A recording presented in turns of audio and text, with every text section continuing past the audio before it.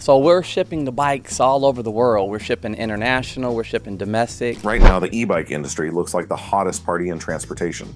Billions of dollars flooding in, new brands popping up every other week, and everyone from your neighbor to your accountant suddenly talking about ditching their car for an electric bike.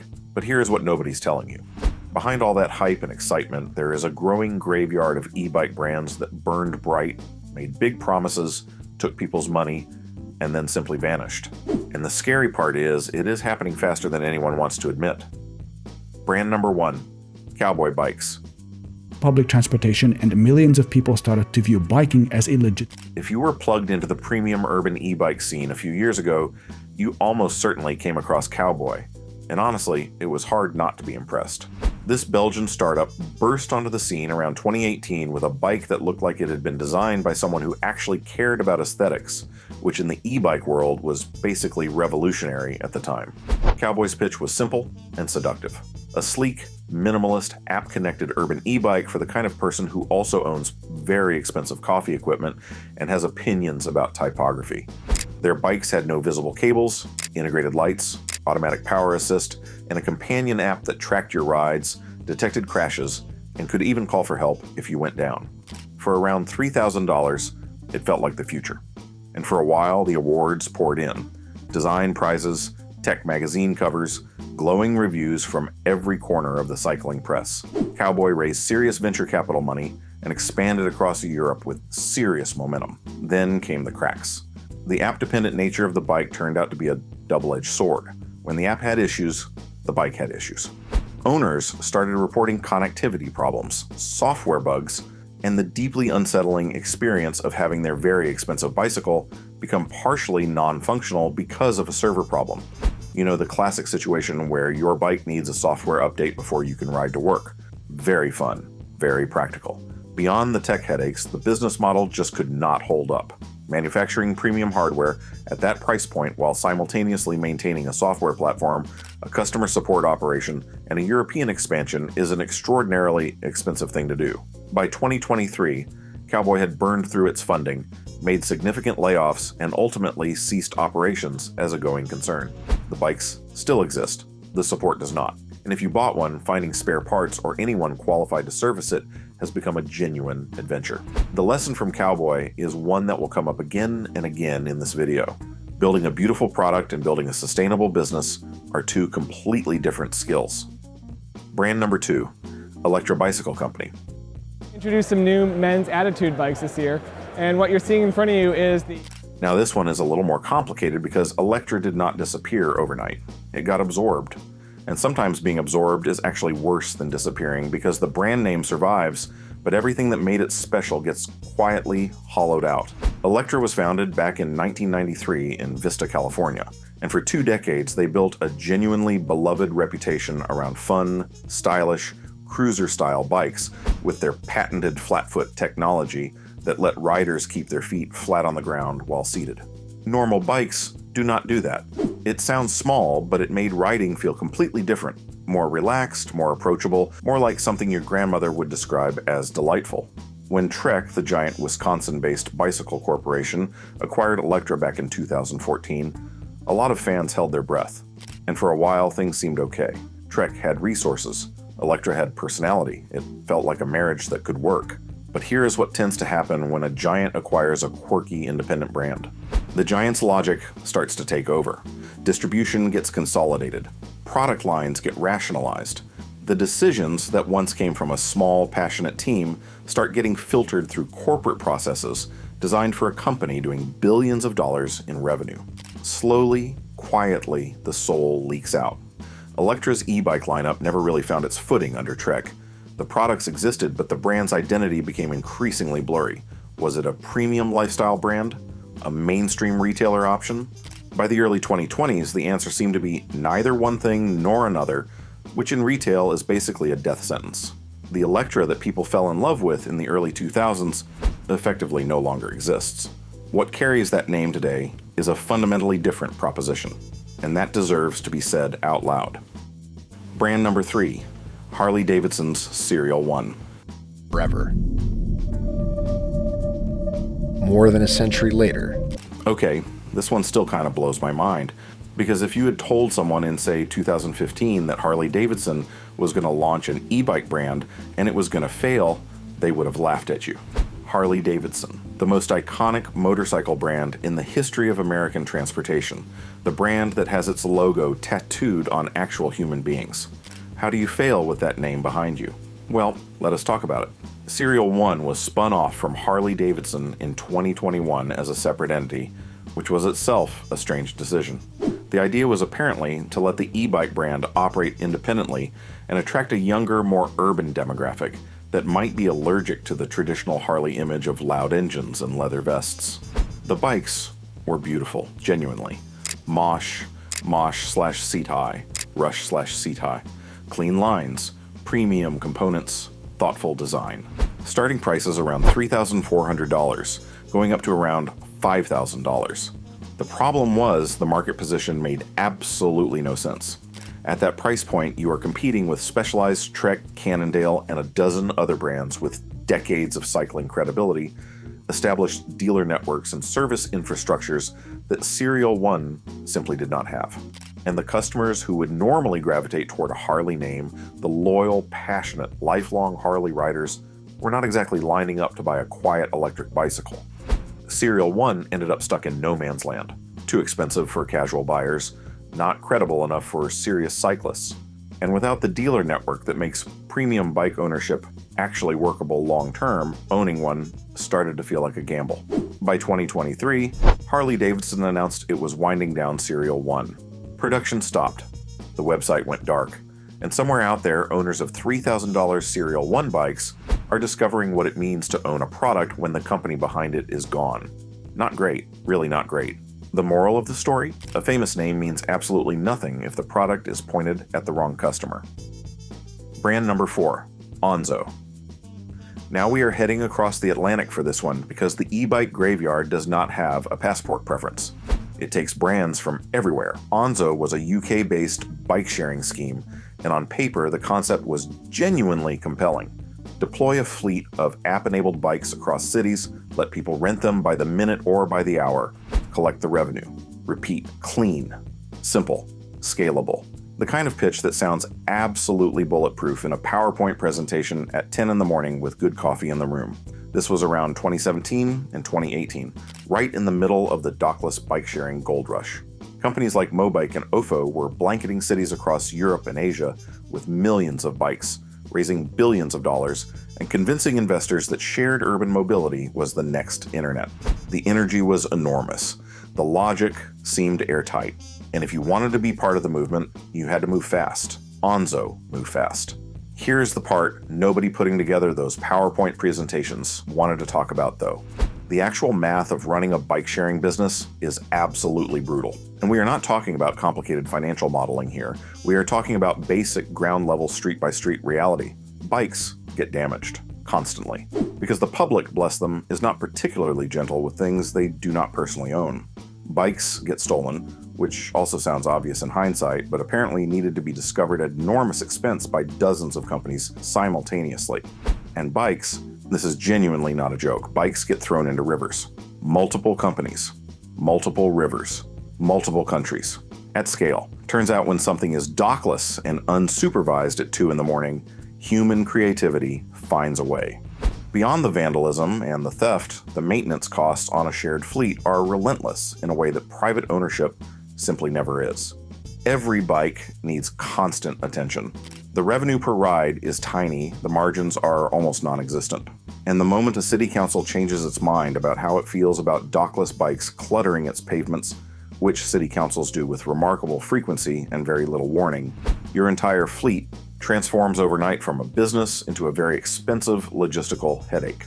Enzo launched, burned through its funding, trying to keep deployment and maintenance costs under control, never managed to reach the kind of network density that would have made the service genuinely useful to enough people, and eventually folded. It left behind confused local authorities, a scattering of abandoned bikes, and one more very clear demonstration of a lesson the industry keeps having to relearn the hard way. Having a good concept is not the same as having a viable business model. A compelling idea and a sustainable company are two completely different things. They look identical at the pitch stage. They look nothing alike 18 months into operations when the maintenance bills are stacking up and the revenue per ride is 40 pence. Enzo found that out. So did Mobike. So did Ofo. The river has plenty of room. Brand number 5, Dost Bikes Canada, does not get nearly enough coverage in the e-bike conversation, which is a shame because for a brief and genuinely exciting moment, Dost Bikes looked like it might become Canada's defining e-bike brand. And yes, before you ask, it is pronounced like the word ghost, but without the G, which is either charming or confusing, depending entirely on how much patience you have for unconventional branding decisions. We are choosing charming and moving on. Dost launched their flagship cargo e-bike, the Cope, around 2021. Long-tail design, mid-drive motor, hydraulic disc brakes, serious carrying capacity, and a price point around $3,700. That positioned it as premium but not absurd, which is exactly the sweet spot for families genuinely considering replacing a second car with something electric. The pitch was not complicated. Carry your kids, carry your groceries, stop paying for gas, feel good about yourself. Simple, relatable, genuinely useful, and the bike delivered. Reviews were strong across the board. The cargo e-bike category was exploding and honestly still is, making it one of the fastest growing segments in the entire market. Dost seemed to be sitting in exactly the right place at exactly the right moment with exactly the right product. And then the supply chain happened. This part of the story did not get nearly enough attention at the time, and it should have because it did not just affect Dost. The global supply chain disruptions of 2021 and 2022 hit small and mid-sized e-bike brands like a freight train in slow motion. You could see it coming. You just could not get out of the way fast enough. Lead times that were once measured in weeks stretched into months. Component costs exploded. Brands that had pre-sold inventory found themselves unable to deliver, not in a few weeks, not in a few months, but indefinitely. Larger, better capitalized companies could absorb those shocks. They had the cash reserves, the supplier relationships, the financial cushion to wait it out. Dost did not have that cushion. By 2023, they had ceased operations entirely, leaving customers who had paid deposits scrambling for answers that were not coming. A genuinely excellent product. People who clearly cared about what they were building. Killed not by a bad idea or poor execution, but by circumstances that expose just how fragile small brand economics become the moment the world stops cooperating. Feel it's light, nippy, and responsive to the input. Brand number 6, Volata. If Cowboy was the Belgian answer to the premium connected e-bike, Volata was the Italian one. And if you know anything about Italian design culture, you will not be surprised to hear that Volata made something breathtakingly beautiful. Launched around 2016 and 17, Volata positioned itself at the absolute premium end of the urban e-bike market. Carbon fiber frame, integrated battery, touchscreen display, wireless connectivity, modular accessories, a companion app. The whole thing looked less like a bicycle and more like a prop from a near-future film about stylish people living in Milan. And the price reflected that. We are talking about bikes starting around $3,500 and climbing significantly from there depending on configuration. Which, fine if you are delivering a product that justifies that price and you have the infrastructure to support it long term. Here's the problem with being extremely premium in a market that is rapidly commoditizing. Every year that passes, the things that made you special get cheaper. The integrated battery that seemed revolutionary in 2017 is a standard feature by 2020. The connected app that felt futuristic becomes expected, and suddenly you are not selling a premium innovation anymore, you are selling an expensive version of something people can get for half the price. Volata could not keep up with the pace of the market. Their production numbers never scaled enough to bring costs down. Their software and app ecosystem required ongoing investment that the brand could not sustain. They quietly ceased meaningful operations by the early 2020s, leaving behind some truly gorgeous paperweights and another reminder that the e-bike market does not reward beauty alone. Brand number 7, Greyp Bikes. They are a sister company there, so a lot of their clever electric tech comes from Rimac, which is... Greyp is the most technically fascinating brand on this list, and also probably the most tragic because what they were building was genuinely ahead of its time. Founded in Croatia, of all places, which immediately makes this story more interesting, Greyp emerged from the orbit of Rimac, the Croatian electric hypercar company that has since partnered with Porsche and become one of the most talked about EV companies in the world. So Greyp had serious technical DNA from day one. Their flagship product, the G12, was a connected e-bike with built-in LTE connectivity, fingerprint recognition, GPS tracking, real-time telemetry, and a range of up to 150 kilometers in 2015. Let that sink in for a second. In 2015, when most e-bikes were essentially a motor, a battery, and a prayer, Greyp was building something that looked like it belonged in 2023. The price was extraordinary. We are talking around $20,000 for the top configuration, which is a motorcycle price, which meant Greyp was essentially competing with motorcycles while also competing with e-bikes, while also competing with the general consumer perception that electric bikes are things that cost a few $1,000s at most. Rimac eventually acquired full control of Greyp, and for a while, it seemed like the safety net of a well-funded parent company might give the brand room to evolve. But the commercial reality was unforgiving. The market for a $20,000 e-bike with LTE connectivity and fingerprint recognition is, it turns out, very small. Greyp's consumer operations were wound down, with the technology and expertise folded back into Rimac's broader portfolio. An incredible engineering achievement, a commercially unsustainable product. Sometimes being right too early is just as bad as being wrong. Now here is where we have to have a slightly uncomfortable conversation. Because everything we just talked about, those 7 brands, those are history. They are done. The money is gone, the warranties are void, and the parts are getting harder to find every single day. But the shakeout is not over, not even close. The conditions that killed those 7 brands, thin margins, over-reliance on venture capital, supply chain fragility, unclear market positioning, unsustainable business models, those conditions still exist right now.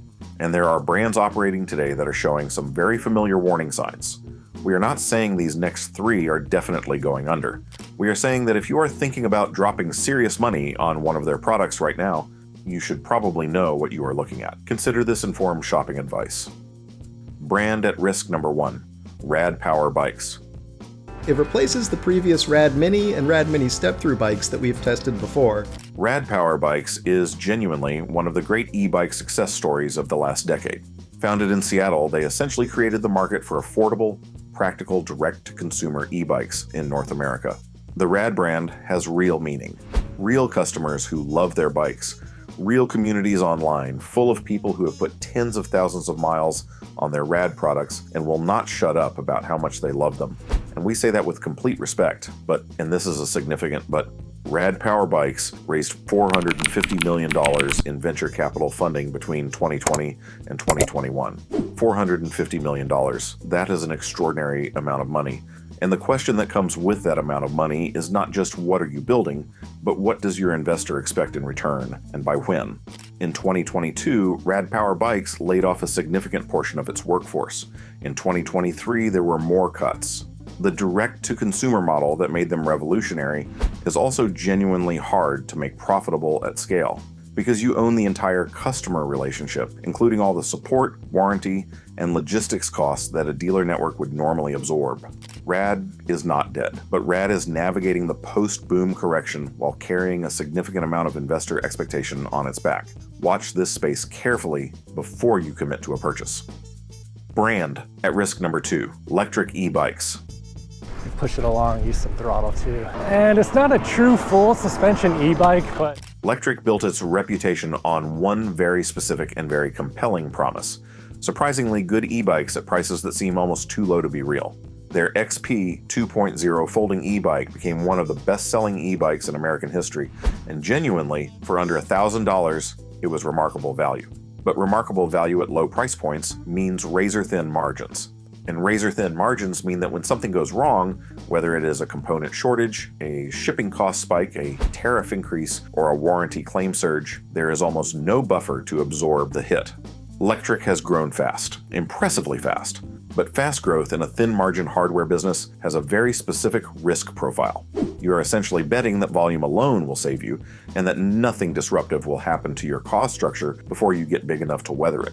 Given what we have seen happen to the global supply chain in recent years, that is a bet that deserves scrutiny. We want Electric to succeed.